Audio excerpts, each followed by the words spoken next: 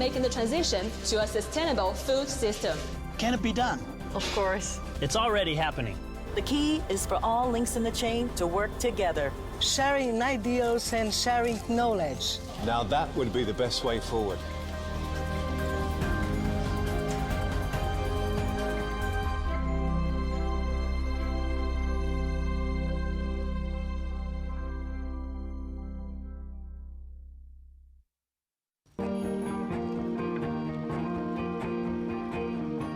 Hay pequeños cambios capaces de lograr cosas increíbles. Por eso en Santander seguimos trabajando por un mundo mejor. Conoce nuestras iniciativas sustentables en santander.cl/verde. Porque un pequeño cambio en lo que haces puede generar grandes cambios en el planeta. Santander, tu banco.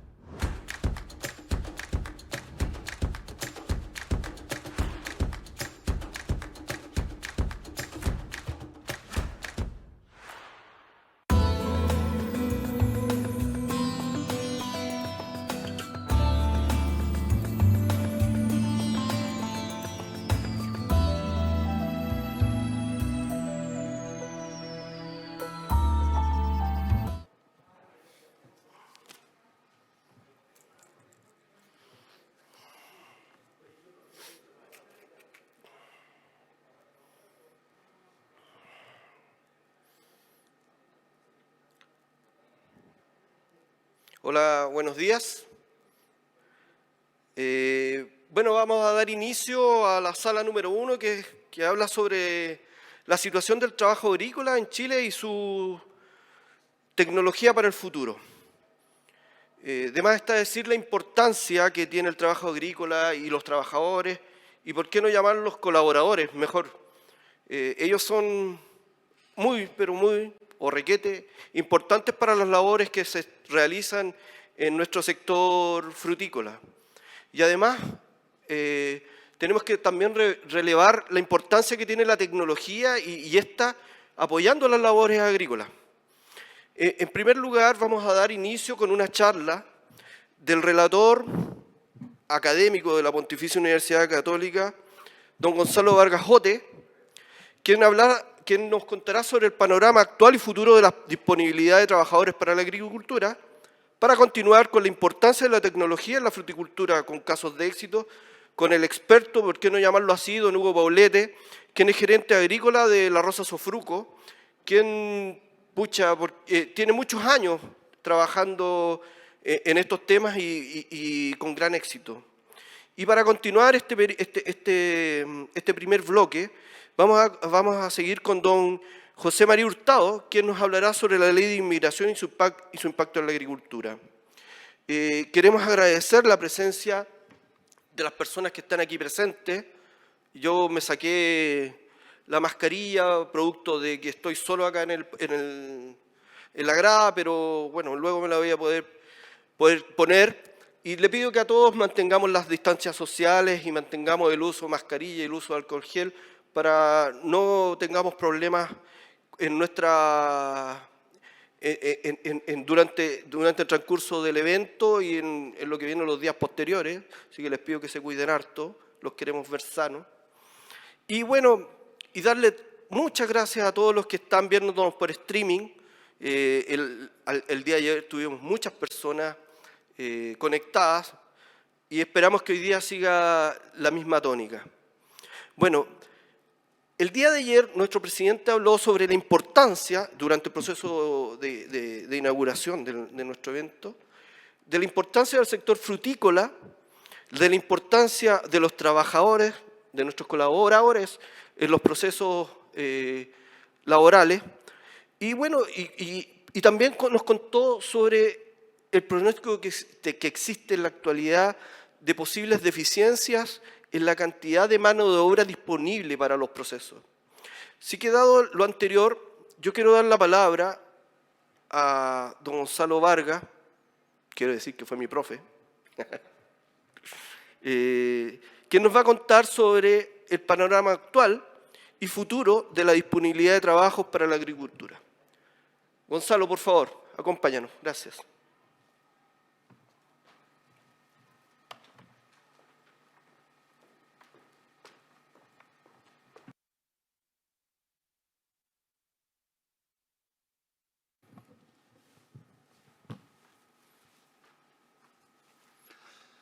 Muy buenos días. Un saludo a los que están aquí presentes en el salón y a los que nos ven por streaming. Quiero agradecer en primer lugar la invitación a participar en este evento y entrar directo en materia, ¿cierto? Los trabajadores, sin duda que el sector frutícola en particular, el sector agrícola en general, está enfrentando uno de los momentos de mayores desafíos en décadas, ¿cierto? Con la escasez de agua, la escasez de trabajadores, con los distintos cambios regulatorios, con los problemas en los mercados de destino, en el sistema logístico, asociado no a la pandemia, digamos. Y me gusta pensar que todo sector económico tiene por fin las personas, ¿cierto? Hoy día vamos a hablar de las personas en cuanto a trabajadores, pero las personas son los consumidores de los alimentos que producimos, las personas son los que trabajan, ya sea como asalariados, como trabajadores por cuenta propia, como emprendedores, como empresarios. Las personas somos los habitantes de las ciudades, cuando hablamos de desarrollo rural, ¿cierto? La importancia de la actividad agrícola en el desarrollo de las regiones. Entonces, personas son los fines, personas son los medios. Y tenemos que verlo entonces no solamente como alguien que va a hacer a lo mejor un trabajo directo, sino que como parte de la sociedad, ¿cierto? Hoy día no solamente es importante mirarlo como un sector productivo, sino que también sus implicancias sociales y ambientales. Si no, no tenemos sector. Voy a ir mostrando entonces la presentación.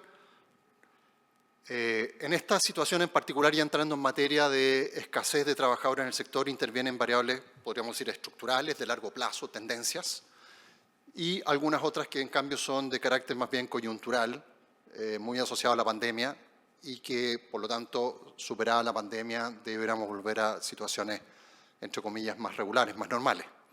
Y frente a la situación de escasez que tenemos hoy día, muy marcada, la pregunta es, ¿qué de esto a lo mejor se va a superar o qué de esto va a quedar? Y, obviamente, la gran pregunta es, ¿cuáles son las medidas que se pueden tomar al respecto? Nada más que, primero, un grupo de láminas, ¿cierto?, de gráficos de antecedentes. Este gráfico lo que muestra es una relación entre el Producto Interno Bruto per cápita de los países y el porcentaje de la fuerza de trabajo que se dedica a la agricultura. Y ustedes lo que pueden ver en la pantalla, en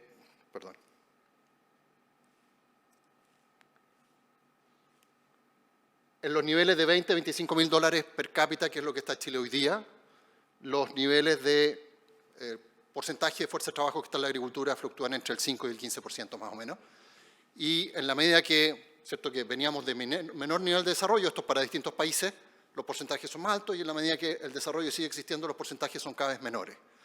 Y este es un patrón tremendamente regular, se repite una y otra vez con algunas variaciones entre países, hay varianzas si ustedes se fijan, pero la tendencia es una curva asintótica muy marcada, donde finalmente podríamos decir una ley de la naturaleza, del desarrollo, es que cada vez menos gente trabaje en la agricultura, y eso tanto desde el punto de vista de factores de oferta como de demanda.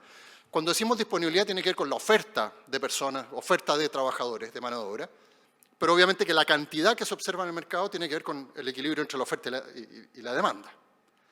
Lo que va ocurriendo es que hay un aumento de la productividad agrícola, cada vez se puede producir más alimentos con menos personas, y no hay más hectáreas, así que naturalmente si son menos personas por hectárea, producto del avance tecnológico, y eso es bueno, eso aumenta la productividad laboral el Producto Interno Bruto per cápita es cada vez más alto, pero también porque desde otros sectores crecen y demandan mano de obra, y particularmente lo que vamos a ver, qué tipo de perfil de persona es el que demanda cada sector. Y anticipo, nuestro sector en general, el gran déficit que tenemos son de personas menos calificadas. Naturalmente, en la medida que hay desarrollo, las personas tienen cada vez mayores niveles de escolaridad, aspiran a trabajos permanentes en el tiempo, migran del campo a la ciudad. Entonces hay otros sectores que son capaces de ofrecer trabajos permanentes a lo largo del año, contratos indefinidos, con algunas otras condiciones. Y este es un sector que, sobre todo la mayor escasez la tenemos en una demanda que es estacional. Y la pregunta es de dónde sacamos gente para trabajar solamente una temporada. Y la pregunta es qué hace esa gente el resto del año, ¿cierto? Entonces hay condiciones estructurales, sobre todo en una agricultura que tiene estas características, intensiva en mano de obra estacional. Porque hay agricultura que tiene demanda poco intensiva en mano de obra, en general, ¿cierto? Cultivos, ganadería, a lo mejor son menos intensivos en mano de obra, y o no son tan marcadamente estacional. Entonces ahí uno puede pensar en tener gente contratada a lo largo del año, dar cierta estabilidad, y a lo mejor no es mucha gente. Este es un problema que tienen sobre todo las agriculturas, entonces, particularmente la fruticultura, la horticultura, en lugares como Chile, California, el sur de Europa, Australia, Nueva Zelanda, compartimos esta característica, siempre dentro de la tendencia de cada vez menos gente en el sector. Y eso es bastante inevitable, más allá de, uno puede discutir en el caso chileno, que estamos del orden del 7-8% ante la pandemia cambia, distorsiona muchas cosas, y que veníamos de niveles del 15 al 20% a principios de los 90. Aquí vemos un cambio en las características demográficas de la fuerza de trabajo agrícola, tanto la proporción hombre-mujer, que está aquí en las barras azules y rojas, siendo las azules las de hombres, vemos que en el tiempo hay un aumento proporcional de la participación de las mujeres, aunque es menor que en el promedio de la economía, y también vemos un proceso de envejecimiento muy marcado, producto de dos cosas, es menor tasa de natalidad, menos jóvenes, en términos absolutos, y las personas vivimos más años. Entonces las edades promedio de los trabajadores están aumentando fuertemente, y eso en un sector que el trabajo más demandado, en mayor cantidad, son personas menos calificadas, trabajo muchas veces físico, demandante. Bueno, la edad es un tema. Entonces estamos enfrentando, no tengo un cuadro para mostrarle la evolución de la escolaridad, pues la escolaridad en Chile en las últimas décadas ha mejorado sustancialmente, es uno de los mejores niveles en América Latina, y hoy día los niveles de cobertura cuarto medio andan arriba del 90%, y los niveles de acceso a la educación superior andan arriba del 60%. Entonces, la verdad es que si uno lo que está ofreciendo es un trabajo por una persona que tiene o no cuarto medio, a lo mejor no afecta mucho la productividad y el salario, que decir, más todavía en el caso de educación superior, bueno, se va quedando cada vez con menos personas, hay menos jóvenes, hay menos gente viviendo en los campos, hay menos gente con poca escolaridad que quiera trabajar entonces en ese tipo de labores. Una situación que cambia mucho en todas las agriculturas intensiva en mano de obra estacional son los trabajadores de origen extranjero. En el caso chileno eso no existía, no estábamos acostumbrados históricamente a tener altos niveles de migrantes. Aquí está el gráfico, la evolución de la población extranjera viviendo en Chile hasta el 2000, del año 79 al 2019. La verdad es que el 2020 casi no cambió. Y lo que tenemos es que en los últimos 5 años, del 2014 al 2019, pasamos de una tasa, de un nivel de 400.000 a 1,5 millones prácticamente. Más de 1 millón de personas ingresaron en 5 años, en promedio de 200.000 personas al año. Nunca antes visto un orden de magnitud importante en un país de 17, 18 millones de habitantes, que entre 1 millón, ¿cierto?, del orden del 7% de la población. Es importante en términos de fenómenos migratorios de la perspectiva histórica, societal, en cualquier parte del mundo. Y obviamente esto genera tensiones que las que estamos viendo en estos días. En Chile y en muchas otras partes. En Europa, en Estados Unidos, esto es un fenómeno también mundial. Hay un cambio en la composición del origen de los migrantes muy importante, y ustedes saben, esto tiene mucha relación en el sector agrícola, porque Las personas que vienen de distintos países normalmente, esto es una generalización, vienen de distintos sectores, con distintas culturas, con niveles distintos de capital humano, etc. Y en general los que trabajan en el sector agrícola extranjero son principalmente o con mayor propensión peruanos y bolivianos, no así tanto en el caso de haitianos y venezolanos, que también es un contingente importante. Y lo que vemos en este gráfico es que hacia el 2014 la proporción de, sobre todo peruanos, era muy importante, casi la mitad. Sin embargo, la gran ola migratoria que ocurrió después fue mayoritariamente venezolanos y luego haitianos, y en los porcentajes de inmigrantes peruanos y bolivianos cayó fuertemente como porcentaje. En términos de absolutos siguió creciendo, pero en términos porcentuales es una proporción cada vez menor. Y los migrantes venezolanos tienen menos interés, podríamos decir, por trabajar en labores agrícolas y en cambio prefieren otro tipo de entornos, de ciudades y de servicios en los cuales suelen trabajar. Y estos son variables culturales. Al final, la experiencia mundial también, muy marcadamente, yo conozco, lo que más conozco es la experiencia de California, mayoritariamente trabajadores de origen mexicano, ¿cierto? Pero mayoritariamente hombres, jóvenes, solteros, que migran, ¿cierto?, a trabajar, a veces por temporada, a veces más permanente, pero que provienen de sectores rurales de una cultura más bien agrícola. En la medida que en el propio México hay migración campo-ciudad, hay disminución de la natalidad, hay envejecimiento de la población, hay mayor escolaridad, cada vez hay menos personas con esas características disponibles para emigrar a trabajar a la agricultura de Estados Unidos. Y los propios norteamericanos, y particularmente los californianos, están diciendo se acabó la oferta de este tipo de mano de obra porque incluso en los países de origen cada vez hay menos. Y uno podría decir, incluso en México está costando cada vez más encontrar trabajadores para el sector agrícola, entonces es más difícil que puedan migrar. Uno podría pensar lo mismo en Perú respecto a la situación que teníamos unos 20 años atrás. Hoy día hay un desarrollo del sector también productivo en Perú y hay demanda por mano de obra y por lo tanto va a haber, si eso sigue así, cada vez menos interés por venir para acá. Y eso es lo que deberíamos esperar en el largo plazo. Entonces, cambio en la composición de los flujos migratorios y de las predisposiciones a trabajar en el sector agrícola en consecuencia. Toda esta historia da lo que ha estado ocurriendo con el número ocupado en nuestro sector. En este gráfico vemos las barras azules, la cantidad, y en la línea roja el porcentaje, y lo que podemos ver es una cierta fluctuación en las líneas azules, ¿cierto?, que marca una estacionalidad. Ojo que el eje lo acorté, lo achiqué de manera que se vieran de manera más marcada los cambios.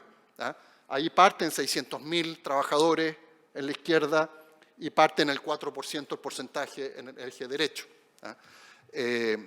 para ver visualmente más marcados los efectos. Lo que tenemos, ¿cierto?, sobre todo quiero marcar lo que ha pasado en la última década, ¿cierto?, lo que teníamos a fines de los 2000, un pic, después de haber decrecido, volvió a crecer la cantidad de ocupados total en el sector, esto de acuerdo al INE,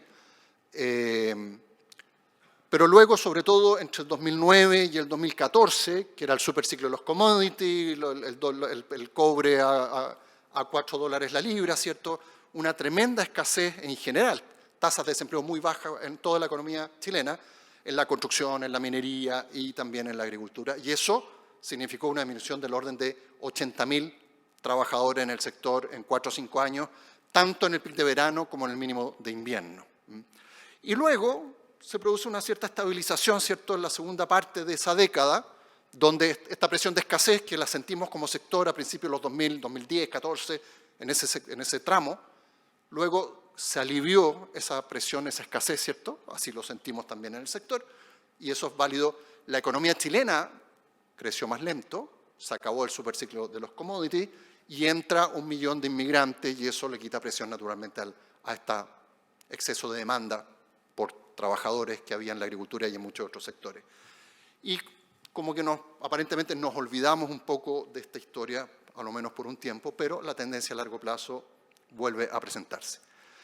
Aquí tenemos quiero remarcar el tema de la estacionalidad. Aquí tenemos del orden de 100.000 personas de diferencia entre invierno y verano. Todos estos datos que estoy mostrando son previos a la pandemia, para separar el efecto pandemia. Y aquí lo que tenemos que pensar es que de dónde salen 100.000 personas, y que tampoco son 100.000 individuos, son más.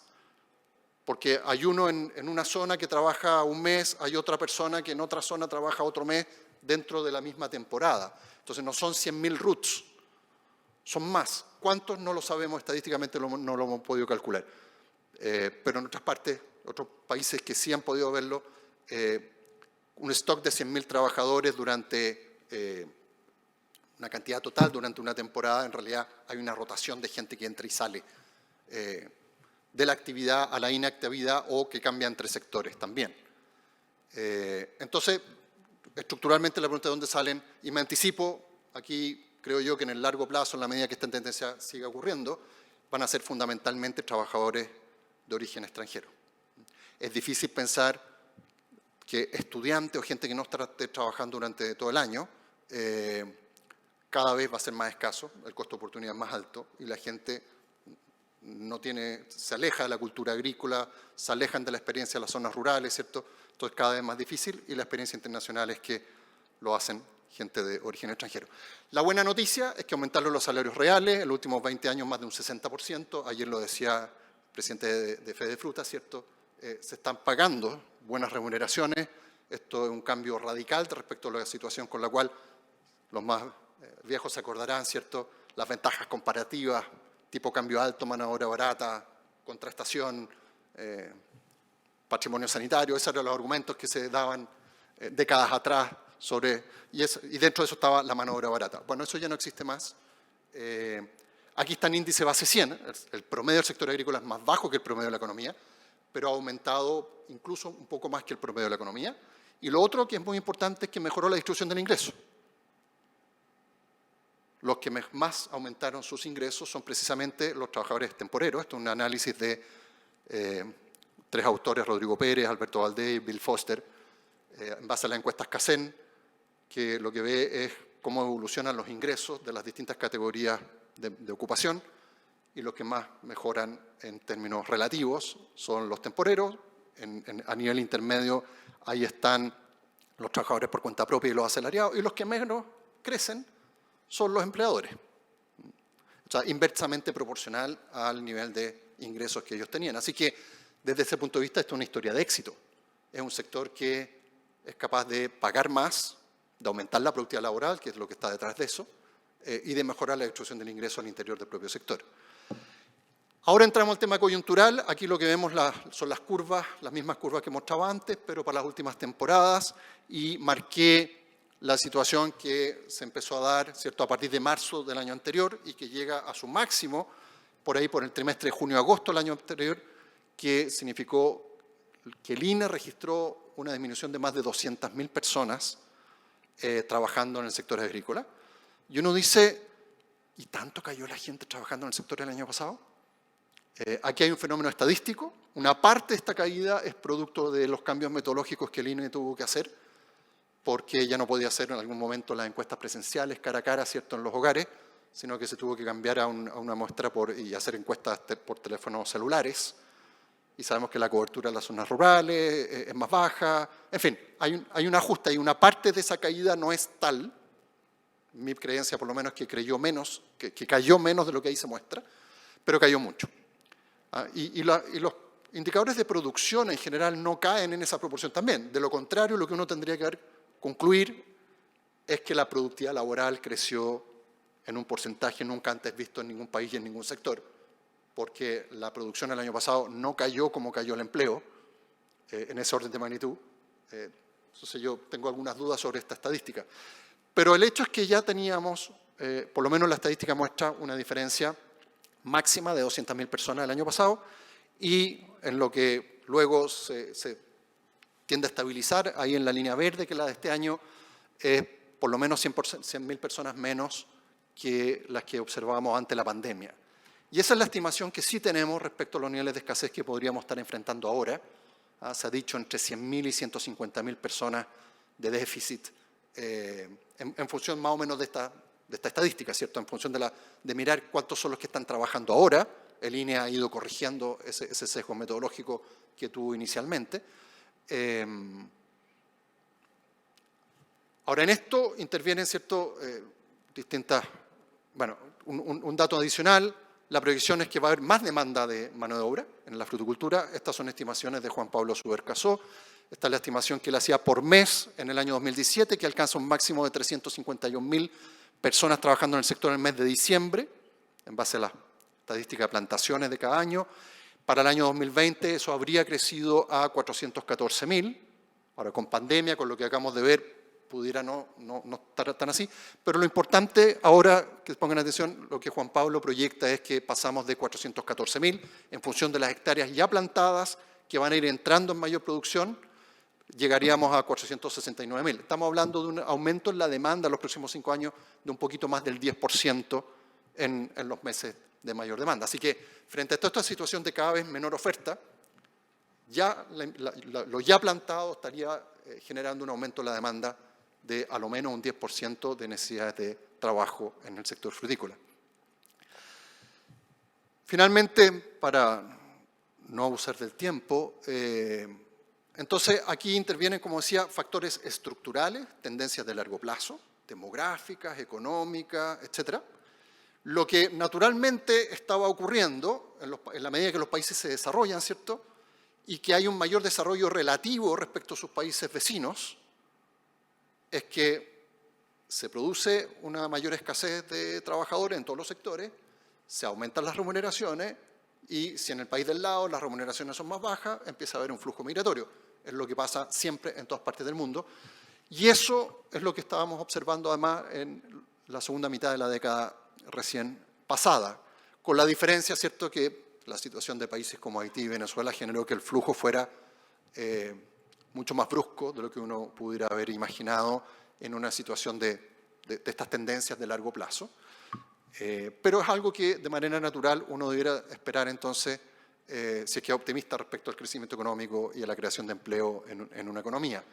Y como decía antes, bueno, si hay un sector que emplea gente menos calificada, que necesita que sea más o menos joven, que esté distribuido territorialmente, ¿cierto?, que está dispuesto a moverse, a viajar, a alojar en distintas partes por meses, bueno, no cualquier persona está dispuesto a dejar su casa y su familia para desplazarse 100, 200, 300 kilómetros, ¿cierto?, a alojar en otra parte y trabajar de sol a sol en situación de calor, al sol, ¿cierto? Son situaciones bien exigentes. Históricamente, quiero insistir, se absorbe inactivos, que puede ser estudiantes, por ejemplo, o dueñas de casa, que el resto del año no están trabajando, están haciendo otra cosa, o subempleados, gente que está haciendo alguna cosa, pero que al momento de llegar las cosechas, ¿cierto?, entonces aumenta la intensidad, la cantidad de horas trabajadas, en fin. Pero la economía, a la medida que se desarrollan, hay menos inactivos, particularmente la participación de las mujeres crece, y hay menos subempleo. Entonces hay menos de dónde sacar gente, y eso es estructural. Insisto, a eso le agregamos el cambio demográfico, el aumento de la escolaridad, y pasa a ser estructural. La coyuntura ya la vimos muy rápidamente, ¿cierto? Aquí lo que tenemos como factores, no sabemos el peso relativo de cada uno de ellos, pero tenemos que debido a la pandemia, ¿cierto?, se cerraron las fronteras, entonces eso hace que los trabajadores que habitualmente podrían haber venido no estén viniendo menos, y de los que están disponibles en Chile, ¿cierto?, el efecto que puede haber tenido la mayor liquidez, producto de los beneficios estatales y de los retiros de la AFP, ¿cierto?, por un lado, la percepción, realidad o percepción de que al trabajar formalmente en particular puedan perder esos beneficios, restricciones a la movilidad, temor a contagiarse, y en el caso de las mujeres, por la caída, no lo mostré en el gráfico, pero la caída en la ocupación en el sector es porcentualmente más marcada en el caso de las mujeres, y eso es algo que se ha descrito mucho en todo el mundo. En la pandemia, ¿qué hacemos con los niños? ¿Qué hacemos con las personas que necesitan cuidado? Adultos mayores, gente con algún tipo de necesidad. Bueno, mayoritariamente son mujeres las que entonces hacen esa tarea y no pueden salir a trabajar. Entonces, una combinación de todos estos factores, finalmente no tenemos, insisto, evidencia para poder decir cuál es el peso relativo de cada uno de ellos. Ahora, lo que sí uno debería pensar es que superada la pandemia, vuelve a abrirse la frontera, ¿cierto? Vuelve a haber más movilidad, mayor disposición a trabajar, menos liquidez también, en fin. Pero, entonces, la urgencia que estamos enfrentando hoy, en esta temporada, ¿cierto?, no deberá ser la realidad a largo plazo. pero tampoco significa que en el largo plazo esto se relaja y deja de ser relevante. Por lo tanto, muchas veces creo que el símil con la escasez de agua es más o menos parecida. A lo mejor en el futuro vuelve a llover un poquito más, algunos años con la variabilidad normal, o sea, no digo el nivel normal anterior, sino que fluctuaciones, pero tenemos que adaptarnos a un cambio estructural, en el caso del agua, ¿cierto? Y del cambio climático, etc. En el caso de la disponibilidad de trabajadores, lo mismo. Aquí hay tendencias que son de carácter estructural. ¿Qué hacer? ¿Qué mirada tener hacia el futuro entonces? Bueno, lo he insistido, voy a insistir, el tema de los trabajadores de origen extranjero. No hay agriculturas en países más o menos desarrollados en el mundo con esta característica que sean intensivas en mano de obra estacional, que no recurran a gente extranjera. Nueva Zelanda, Australia, el sur de Estados Unidos, bueno, el norte también, Washington State, no sé, Europa, ¿cierto? Si tenemos aspiración de un país que está medianamente desarrollado y quiere seguir desarrollándose y quiere seguir teniendo este tipo de agricultura, no hay otra solución. A lo menos una parte de la fuerza de trabajo va a venir de afuera o no va a haber gente suficiente. Y esto hoy día, en el contexto social y político chileno, es un gran tema. Como sector, entonces, creo que hay que hacer un esfuerzo para instalar muy bien que esto es una necesidad que no precariza el trabajo de los chilenos. Estos son trabajos que los chilenos no quieren hacer, y bien, porque a lo mejor los chilenos tienen mayores ingresos, y es un sector que no es capaz de pagar mucho más tampoco. Entonces, la opción es, o tenemos rubros, intensiva en mano de obra estacional, de gente menos calificada, que muchos de ellos vienen del extranjero, o no lo tenemos. Aquí no existe la opción de que, como muchas veces uno lo ve en los comentarios, ¿cierto?, en las redes sociales, bueno, paguen más y solucionen el problema. Bueno, es que el rubro no da, tiene un techo, y la gente no quiere de repente, por muy bueno que sea la remuneración, si es temporal, si tiene ciertas características, va a haber mucha gente que no va a querer, aunque su opción sea ganar menos, pero que tiene otras características y uno no los puede obligar. Y es una condición estructural, digo. Y la buena noticia es que la nueva ley de migración y extranjería establece la visa temporal de trabajo, ¿cierto? Y eso, por lo menos a nivel de la ley, queda establecido formalmente. Y eso, en la medida que se implemente, ¿cierto? Ahí falta un reglamento, faltan varias cosas. La ley que se promulgó en abril de este año le dio un plazo de 12 meses. Así que dentro de esos 12 meses, ojalá lo antes posible, pero estas cosas a veces no son tan fáciles, ¿cierto? Tiene que pasar por la Contraloría, en fin. Esa es una solución relevante de largo plazo, parte de la ecuación. En segundo lugar, la intermediación laboral, ¿cierto? La cantidad total de personas puede ser más o menos la misma, independiente de gente que entre o salga del país, pero la que ya está en el país y la que ya está en la región, bueno, ¿cómo llegamos a que toda la gente sepa cuáles son las ofertas? Y no solamente en términos de información, sino que además servicios complementarios, ¿cierto? ¿Cómo lo hago si yo soy un joven estudiante que vive en Santiago? Me están diciendo, oye, mira lo que están pagando. Termino las clases, salgo de vacaciones, 3 meses. Digo, yo quiero trabajar 1 o 2 meses, ganarme mis pesos, pero ¿cómo lo hago? ¿Cómo averiguo? ¿Dónde alojo? ¿Quién me contrata? No sé. Entonces, la labor de la intervención laboral acá es fundamental. Y ahí explicaba ayer la ministra y el subsecretario del Trabajo, ¿cierto? Hay una Bolsa Nacional de Empleo, están las oficinas municipales de intermediación laboral, hay un trabajo que está haciendo el sector público y entiendo también con colaboración de los gremios para mejorar la intermediación laboral. Muy particularmente, dentro de esta intermediación laboral, el rol de los contratistas. Vuelvo al caso de California. En California, las empresas contratistas son muy relevantes, son grandes, establecidas, mueven mucha gente. Tanto así que estaba mirando por lo menos lo que declara en Internet la Asociación de Contratistas Agrícolas de California. Declaran que ellos proveen el 50% de los trabajadores del sector agrícola de California. En Chile no tenemos estadísticas, pero no creemos que sea el 50%, y un sector muy atomizado, ¿cierto? Con varios desafíos, donde hoy día ese rol de intermediación laboral, entonces, comparándolo con lo que está pasando en otras partes del mundo, países más desarrollados, creemos que tiene un potencial muy grande de fortalecer el rol de los contratistas, su fortaleza como empresa, los servicios que son capaces de proveer, etcétera, para poder juntar la oferta con la demanda, ¿cierto?, y ayudar a resolver este tema. En cuarto lugar, el mejoramiento del capital humano. Aquí en general estamos hablando, ¿cierto?, en mayor déficit, decía, gente con menos nivel de calificación, sobre todo en cosechas, pero algunas otras labores también. Pero en la medida que tenemos, primero, incluso en gente con, o trabajos que requieren menos escolaridad, llamémoslo, menos formación formal, sí también tenemos grandes diferencias de productividad individual. Los niveles de rendimiento entre una persona y otra son muy grandes. Y sí hay mucha relevancia de algunas capacitaciones, ¿cierto? A lo mejor no pesa tanto cuántos años de educación superior, pero sí una capacitación específica, ¿cierto? Y sobre todo temas de motivación y de capacitación sí afectan de manera importante la productividad y la calidad del trabajo hecho. Y aquí calidad también es productividad, ¿cierto? En una poda, en un raleo, en una cosecha, las diferencias de calidad impactan de manera muy importante también al negocio. Ahora, en la medida que hay escasez, necesitamos hacer las cosas mejor, en menos tiempo, con menos errores, y eso es capital humano también. Si incorporamos tecnología, con mayor razón, necesitamos operadores de esos equipos, de ese software, de esa inteligencia artificial, lo que fuera, y eso requiere gente cada vez más calificada entonces. Y lo mismo la organización del trabajo, que ya me voy a referir un minuto, el rol aquí de los mandos medios, ¿cierto?, los capataces, de los jefes, es muy importante para que esa productividad laboral sea muy importante. Y finalmente, el aumento de la productividad laboral, ¿cierto?, todo esto, cómo hacemos más y mejor con menos personas. Y eso es todo el secreto de la mayor productividad laboral.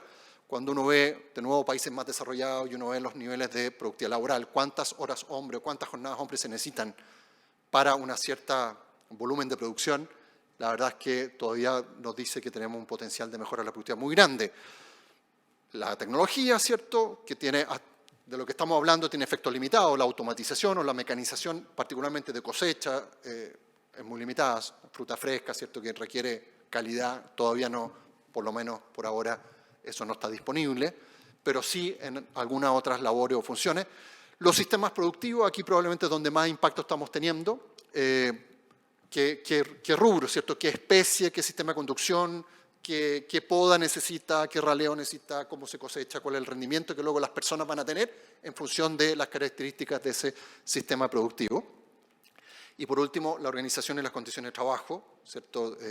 A veces uno ve tiempos muertos porque falta una instrucción, porque falta los instrumentos, las herramientas no son las más adecuadas, porque cosas, llamémoslo, de logística, de organización, de manejo personal, de relaciones, en fin. Y finalmente, bueno, estas 5, a lo menos, estrategias genéricas que uno pudiera llamar, son las que nos van a tener que ayudar a superar este tema en el corto plazo. Sí, por supuesto, medidas de emergencia, medidas a veces más extremas, pero que nos ayuden a salvar el año lo mejor posible, pero todo indica que este es un tema que se ha mostrado con ciertos ciclos. Lo que hemos visto a lo largo de los últimos 20 años son momentos en los cuales esto se hace más agudo y en otros momentos como que se alivia un poco, pero la tendencia a largo plazo va siendo cada vez a menos personas y por lo tanto necesitamos tener mayor productividad. Muchas gracias.